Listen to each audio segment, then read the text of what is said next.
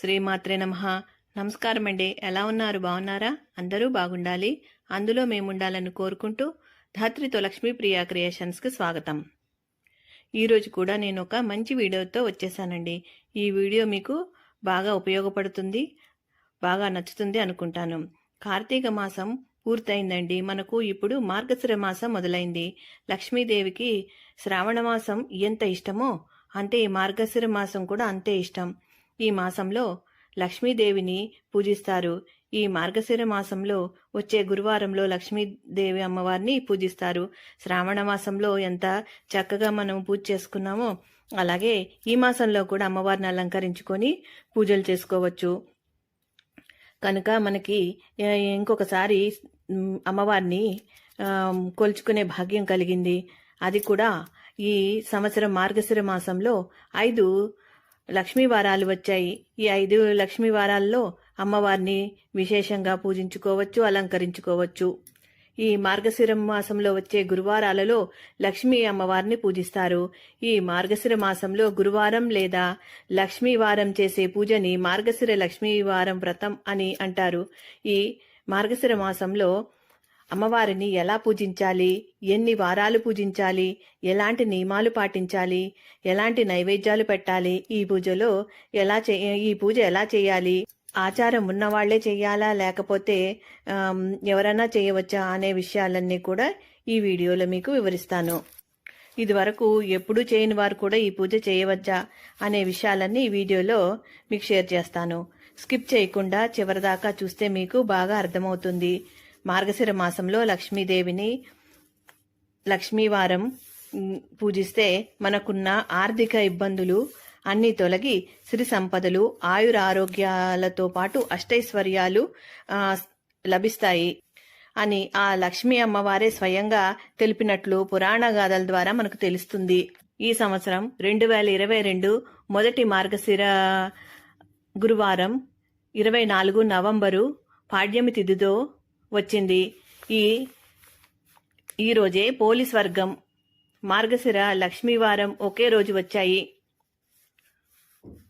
మార్గశిర మాసంలో చేసే మార్గశిర లక్ష్మీవారం వ్రతము 5 వారాలు చేయాలి. ఈ మాసంలో 4 గురువారాలు వస్తాయి. తర్వాత వచ్చే మాసం పుష్యమాసం. ఈ మాసంలో వచ్చే మొదటి గురువారంతో కలుపుకుని 5 గురువారాలు ఈ వ్రతం చెయ్యాలి. కానీ ఈ సంవత్సరం 2022వ సంవత్సరం మార్గశిర మాసానికి 5 గురువారాలు వచ్చాయి. ఈ గురువార వ్రతం ప్రారంభించడానికి ముందు రోజు ఇల్లు గుమ్మాలు శుభ్రం చేసుకోవాలి. సింహద్వారానికి పెరటి గుమ్మానికి పసుపు రాసి కుంకుమ బొట్లతో అలంకరించుకోవాలి. ముగ్గులు పెట్టి ద్వారానికి తోరణాలు కట్టాలి. అమ్మవారికి ఆహ్వానం పలుకుతున్నట్లుగా అలంకరించుకోవాలి. గడపకి ఇరువైపులా దీపాలు వెలిగించాలి. గురువారం తెల్లవారుజామునే నిద్రలేచి తలపై నుంచి నీళ్లు పోసుకోవాలి. అంటే తలంటు పోసుకోకూడదు. షాంపూలు, కుంకుడుకాయలు వంటివి వాడకూడదు. తర్వాత శుభ్రమైన బట్టలు కట్టుకుని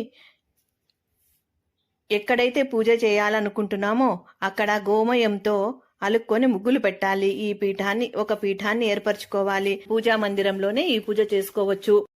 ఈ విధంగా పీఠాన్ని అయితే నేను ఏర్పాటు చేసుకున్నాను. పసుపు రాసి కుంకుమ బొట్లు పెట్టాను. అష్టదళ పద్మం వేశాను. దానిపైన ఒక ఆసనాన్ని ఏర్పాటు చేసుకున్నాను. ఆసనం పైన నేను నా దగ్గర ఉన్న ఇత్తడి లక్ష్మీ అమ్మవారి విగ్రహాన్ని నేను ప్రతిష్ఠించుకుంటాను. పాల సముద్రం చిలికిన సందర్భంలో లక్ష్మీదేవితో పాటు కల్పవృక్షం కూడా వచ్చింది అంటారు. అందుకే నా దగ్గర ఉన్న 2 కల్పవృక్షాల్ని నేను ఈ పూజలో పెట్టుకుంటున్నాను. అలాగే నా దగ్గర ఉన్న అమ్మవారి విగ్రహానికి నేను నగలతోటి అలాగే వస్త్రాలతోటి అలంకరిస్తున్నాను. ఈ వస్త్రాలు నేనే స్వయంగా తయారు చేశాను. ఈ వస్త్రాలు ఏ విధంగా కుట్టుకోవచ్చో, ఏ విధంగా విగ్రహాలకి అలంకరణ చేసుకోవచ్చో నేను వీడియోలు చేసి మీకు షేర్ చేస్తానండి. ఈ అలంకరణ ఏ విధంగా ఉందో నాకు కమెంట్ రూపంలో చెప్పండి. మీకు ఏమనిపించిందో చెప్పండి. నాకైతే స్వయంగా లక్ష్మీదేవి వచ్చి కూర్చుందా అని అనిపించిందండి. అలంకరణ పూర్తయిందండి. ఆసనం మీద ఈ విగ్రహాన్ని నేను ప్రతిష్ఠించుకుంటాను. అమ్మవారికి నేను పసుపు కుంకుమలు సమర్పిస్తున్నాను. నా దగ్గర ఉన్న వెండి గజలక్ష్మి అమ్మవారి విగ్రహాన్ని కూడా నేను పూజలో పెట్టుకున్నాను. అలాగే లక్ష్మీ కుంచాన్ని కూడా నేను పూజలో పెట్టుకున్నాను. కమల దీపాల్ని అలాగే అమ్మవారికి ఎంతో ఇష్టమైన తామర పువ్వు దీపాలని కూడా నేను పూజలో పెట్టుకున్నాను. ఈ దీపాలలో నేను ఆవు నెయ్యి వేసి ఒత్తులు వేసి దీపాలు వెలిగిస్తాను. పూలతో నేను అలంకరిస్తున్నాను. ఏ పూజకైనా ముందుగా పూజించేది ఆ విఘ్నేశ్వరుని గనక ఆ గణనాథుణ్ణి నేను పూజలో ఏర్పాటు చేసుకుని పూలతో అలంకరించాను. ఈ సంవత్సరం చాలా ప్రత్యేకమైనది. ఈ మార్గశిర మాసం 5 గురువారాలు వచ్చాయి.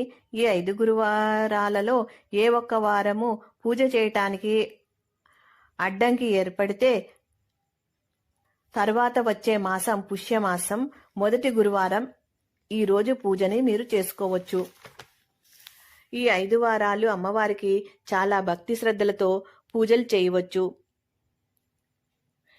ఆసక్తి కలిగిన వారు ఎవరైనా కూడా వదలకుండా ఈ పూజలు చేసుకోండి. నేను ప్రతి వారం ఈ పూజ ఎలా చేయాలో చేసి చూపిస్తానండి. వీడియోస్ పెడుతూ ఉంటాను. దానికోసం సబ్స్క్రైబ్ చేసుకోండి. నేను పెట్టగానే నోటిఫికేషన్ రూపంలో మీకు చేరుతుంది.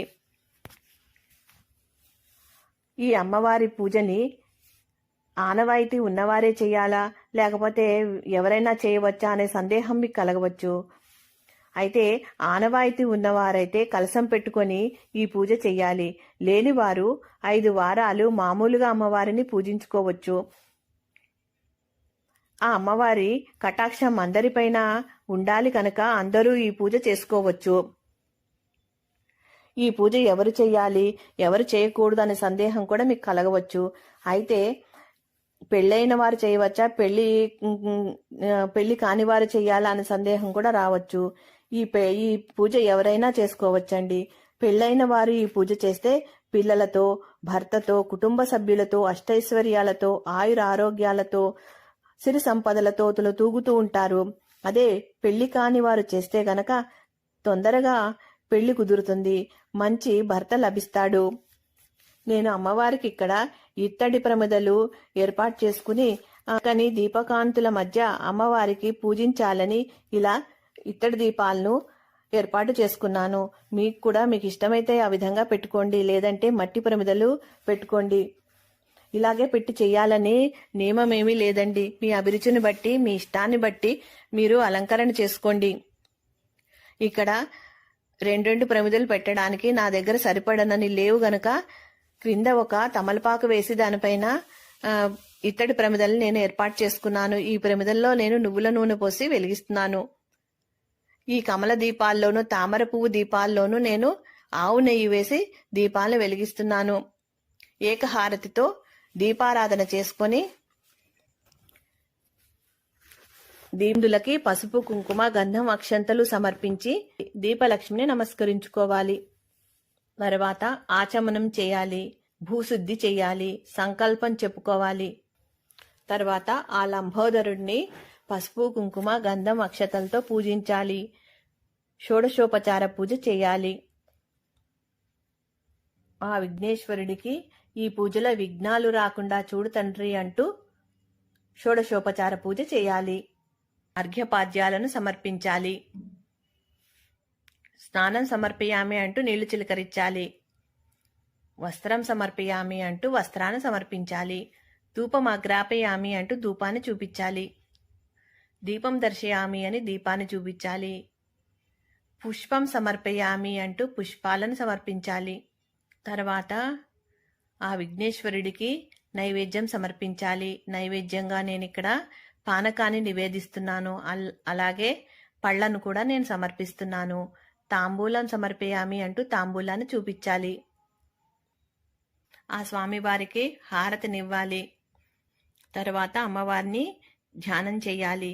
పద్మాసన పద్మకరే సర్వ లోకైక పూజితే నారాయణ ప్రియే దేవి సుప్రీతో భవ సర్వదా అని అమ్మవారిని నమస్కరించాలి.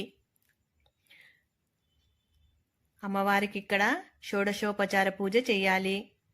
అమ్మవారికి సంబంధించిన అష్టోత్తర శతనామాలు, శ్లోకాలు, సహస్రనామాలు అన్నీ కూడా చదువుకోవచ్చు. ఇక్కడ అర్ఘ్యపాద్యాలను సమర్పించాలి. అమ్మవారికి వస్త్రం సమర్పయామి అంటూ వస్త్రాన్ని సమర్పించాలి. గంధం సమర్పయామి అంటూ గంధంలో ముంచిన పుష్పాన్ని అమ్మవారి ముందుంచాలి. అమ్మవారికి పసుపు, కుంకుమ, గంధం, అక్షతలు సమర్పించాలి. పుష్పై పూజయామి అంటూ పుష్పాలు సమర్పించాలి. ఓం మహాలక్ష్మీ చ విద్మహే విష్ణు పత్ని చ ధీమహి తన్నో లక్ష్మి ప్రచోదయాత్ అని ఆ లక్ష్మీ గాయత్రి మంత్రం చదువుకోవాలి. ధూపమాగ్రాపయామి అంటూ ధూపాన్ని చూపించాలి. దీపం దర్శయామి అంటూ దీపాన్ని చూపించాలి. ఈ విధంగా ఈ పూజని ప్రతి గురువారం తెల్లవారుజామునే చేయాలి. అప్పుడు అమ్మవారు లోక సంచారం చేస్తారు కనుక ఆ సమయానికి ఏ ఇంట్లో దీపారాధన చేసి పూజ చేస్తారో ఆ ఇంట్లోకి అమ్మవారు ప్రవేశిస్తుంది అని అంటారు. ఈరోజు చేయకూడని పనులు ఏంటంటే, ఈరోజు తలంటు స్నానం, షాంపూ అవి పెట్టి తలంటు స్నానం చేయకూడదు. అలాగే చిక్కులు తీయకూడదు, తల దువ్వకూడదు, నూనె రాసుకోకూడదు. ఈ పూజ అయ్యే వరకు ఏమీ తినకూడదు. ఈరోజు ఉపవాసము ఉండదలుచుకుంటే ఉదయం నుండి ఏమీ తినకుండా ఉండి రాత్రికి భోజనం చేయవచ్చు. ఈరోజు అమ్మవారికి పులగాన్ని నివేదనగా సమర్పిస్తాం కాబట్టి దానినే భోజనంగా తినవచ్చు. సాయంత్రం దాకా ఏమీ తినకుండా ఉండలేని వారు కనీసం పూజ అయ్యే వరకు ఏమీ తినకుండా ఉండాలి. ఈ వ్రతం చెయ్యాలి అని అనుకుంటే సూర్యోదయం సమయంలోనూ సూర్యాస్తమయం సమయంలోనూ నిద్రపోకూడదు. అమ్మవారికి ఇక్కడ నేను పులగాన్ని నివేదన చేస్తున్నాను. ఉదయం సాయంత్రం అమ్మవారిని పూజించాలి. ఈరోజు దుర్భాషలాడటం, కోపంగా ఉండటం, అతిగా మాట్లాడటం కూడా చేయకూడదు. ఇవన్నీ పాటిస్తూ అమ్మవారిని పూజించాలి. కొబ్బరికాయని నేను నివేదించుకున్నాను. అలాగే అమ్మవారికి ధూపం వెయ్యాలి. తర్వాత అమ్మవారికి పళ్ళని నివేదిస్తున్నాను. అలాగే తాంబూలాన్ని సమర్పిస్తున్నాను. మనకి అందుబాటులో ఉండే పళ్ళని మనము సమర్పించుకోవచ్చు. తర్వాత అమ్మవారికి హారతినివ్వాలి. పూజ అంతా పూర్తయిన తర్వాత అక్షతలు చేతిలో పట్టుకుని కథ చదువుకోవాలి. కథ అంతా పూర్తయిన తర్వాత అక్షంతలు అమ్మవారి కాళ్ళ దగ్గర ఉంచి కొంచెము తలపై వేసుకోవాలి. కథ: పూర్వము కళింగ దేశమందు ఒక బ్రాహ్మణుడు గలడు. అతనికి సుశీల అని ఒక కూతురు గలదు. ఆమెకు చిన్నతనమందున తల్లి చనిపోయినందున సవితి తల్లి పిల్లలను నెత్తుకోమని చెప్పుచు కొంచెం బెల్లం ముక్క ఇచ్చేది. ఆ సుశీల సవితి పిల్లలను ఆడించుచు ఉండేది. సవితి తల్లి ఇంటి వద్ద మార్గశిర లక్ష్మి వార పూజ చేయుట చూసి ఆమె కూడా మట్టితో మహాలక్ష్మి బొమ్మ చేసి జిల్లేడు పూలతోనూ ఆకులతోనూ పూజ చేసి ఆడుకోమని ఇచ్చిన బెల్లం ముక్కను నైవేద్యంగా పెడుతూ ఉండేది. ఇంకొన్నాళ్లకు సుశీలకు వివాహమైంది. అత్తవారింటికి పోవచ్చు తాను తయారు చేసుకున్న లక్ష్మీదేవి మట్టి విగ్రహాన్ని తీసుకుని వెళ్ళింది. ఇలా వెళ్ళిన వెంటనే కన్నవారు నిరుపేదలయ్యారు. అత్తవారింట సుశీల అష్టైశ్వర్యాలు అనుభవిస్తూ ఉండేది. పుట్టింటి వారి కటిక దరిద్రము సంగతి తెలుసుకొని సుశీల చాలా బాధపడుతుంది. తల్లి దరిద్రమును భరించలేక కొడుకును పిలిచి, నాయనా, నీ అక్క ఇంటికి వెళ్ళి ఏమైనా డబ్బు తీసుకురమ్మని చెప్పి పంపిస్తుంది. సుశీల ఇంటికి తమ్ముడు వెళ్ళి వారి దరిద్రం గురించి చెప్పాడు. అంతా తెలుసుకున్న సుశీల ఒక కర్రను తెప్పించి దానిని తొలిచి దాని నిండా వరహాలు నింపి ఆ చిన్నవాడికి ఆ కర్రను ఇస్తుంది. ఆ చిన్నవాడు ఆ కర్రను పట్టుకుని వెళ్తుండగా దారిలో కర్రను వదిలి వెళ్ళిపోయాడు. ఆ కర్రను ఎవరో తీసుకుని వెళ్ళిపోయారు. ఇంటికి వెళ్ళిన కొడుకును తల్లి ఏం తెచ్చావని అడగా ఏమీ తేలేదు అన్నాడు. సుశీల కొంతకాలం తర్వాత తమ్ముడి పరిస్థితి తెలుసుకొని వారి దరిద్రంలో ఎటువంటి మార్పు లేదని తెలుసుకొని ఒక చెప్పుల జతను తెప్పించి వాటిలో వరహాలు పోసి కుట్టించి వాటికి ఒక గుడ్డ చుట్టి తమ్ముడికి ఇచ్చి ఇది తీసుకుని వెళ్ళి తండ్రికి ఇవ్వమని చెప్పింది. సరే అని వెళ్ళిపోతుండగా మార్గ మధ్యంలో దాహం వేసి ఒక చెరువు గట్టు దగ్గర చెప్పుల మూట పెట్టి నీళ్లలో దిగి నీళ్లు తాగుతూ ఉండగా ఎవరో వాటిని తీసుకుని వెళ్ళిపోయారు. జరిగిన విషయం తల్లికి చెప్పాడు. తల్లి జరిగిన దానికి బాధపడింది. మరలా కొన్నాళ్లకు కొడుకును పంపిస్తూ ఈసారైనా జాగ్రత్తగా తీసుకురమ్మని చెప్పింది. అక్క దగ్గరికి వచ్చిన తమ్ముడు అక్కడి పరిస్థితి ఇదివరకటిలాగే ఉంది అని చెప్పాడు. సుశీల గుమ్మడి పండు తెప్పించి దాని లోపలంతా దులిచేసి వరహాలు నింపి ఈ పండును అమ్మకివ్వు అని చెప్పి పంపించింది. సరే అని తిరిగి వెళ్తూ సాయం సంధ్యవేళ చెరువుగట్టు దగ్గర మూటని పెట్టి సంధ్యావందనం చేస్తూ ఉండగా ఒక బాటసారి ఆ పండు బాగుంది అని తీసుకుని వెళ్ళిపోయాడు. ఆ కుర్రవాడు గట్టు దగ్గరికి వచ్చి చూస్తే పండు కనబడలేదు. ఏమీ చేసేది లేక ఇంటికి వెళ్ళిపోయాడు. తల్లి అడుగగా జరిగిందంతా చెప్పాడు. తల్లి విచారించింది. కొన్నాళ్లకు తల్లి కూతురు దగ్గరికి వెళ్ళింది. ఆ రోజు మార్గశిర లక్ష్మీవారం. సుశీల, అమ్మా నీవు నోట్లో ఏమీ వేసుకోకు, ఈరోజు మనము మార్గశిర లక్ష్మీవార వ్రతం చేసుకుందామని చెప్పింది. సరే, నేనేమైనా చిన్నపిల్లనా అని తల్లి పిల్లలకు అన్నం తినిపిస్తూ తను కూడా నోట్లో ఒక ముద్ద వేసుకుంది. కూతురు వచ్చి అమ్మ స్నానం చెయ్యి, మనం వ్రతం చేసుకుందాం అని అన్నది. అప్పుడు జరిగింది చెప్పింది. ఆ వారం కూతురు మాత్రమే వ్రతం చేసుకున్నది. 2వ వారం చేస్తామనుకున్నారు. అప్పుడు పిల్లలకు తలకు నూనె రాస్తూ తను కూడా తలకు నూనె రాసుకున్నది.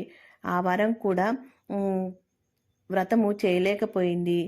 మరుసటి వారం అమ్మ ఈ వారమైనా చాలా జాగ్రత్తగా ఉండు అని చెప్పి సుశీల తల్లిని ఏ పని చేయకుండా ఉండడానికి ఒక గోతిలో కూర్చోబెట్టి పని అయిన తర్వాత అమ్మని తీసుకుని వెళ్ళి స్నానం చేయిస్తాను, పూజ చేసుకుందాం రమ్మన్నది. కానీ పిల్లలు అరటిపండ్లు తిని ఆ తొక్కలు నా దగ్గర పారవేశారు, ఏమీ తోచక ఆ తొక్కలు తిన్నాను అని అన్నది. ఈసారి కూడా కూతురు మాత్రమే పూజ చేసుకున్నది.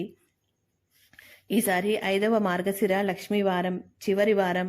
ఇప్పుడు సుశీల తల్లిని తన కొంగునకు కట్టుకొని పని పూర్తి చేసుకొని తలస్నానం చేయించి పూజ చేసింది. పూర్ణ కుడుములు తల్లి చేత నైవేద్యం పెట్టించింది. కానీ మహాలక్ష్మి దూరంగా వెళ్ళిపోయింది. ఏం తల్లి అలా వెళ్ళిపోతున్నావని అడగగా, నీ చిన్నతనమున నీవు ఆడుకుంటుండగా మీ అమ్మ నిన్ను చీపురుతో కొట్టింది, అందుకే అని చెప్పింది. తల్లి చేసిన దానికి క్షమించమని సుశీల ప్రార్థించింది. మళ్ళీ నీ తల్లి చేత ఈ వ్రతము చేయించు అని చెప్పి అదృశ్యమైంది. సరే అని మొదటి వారం పులగము, 2వ వారంలో అట్లు తిమ్మనము, 3వ వారంలో అప్పాలు పరమాన్నము, 4వ వారంలో చిత్రాన్నము గారెలు, పుష్యమాసంలో మొదటి వారంలో పూర్ణం కుడుములు వండించి తల్లి చేత వ్రతం చేయించెందు. కథాక్షతలు లక్ష్మీదేవి పాదాల వద్ద వేసి తమ తల పైన వేసుకున్నారు. అప్పటి నుండి ఆమెకు సకల సంపదలు కలిగి అంత్యమందున విష్ణులోకములకు వెళ్ళెను. ఈ విధంగా కథ చదువుకోవాలి, అక్షతలు తలపై వేసుకోవాలి. తరువాత 2కు గాని 4కి గాని ముత్తైదువులకు తాంబూలము సమర్పించుకోవాలి. అలాగే ప్రసాదం కూడా పెట్టాలి. ఈ విధంగా మార్గశిర మాసంలో లక్ష్మీ వార వ్రతం చేసుకోవాలి.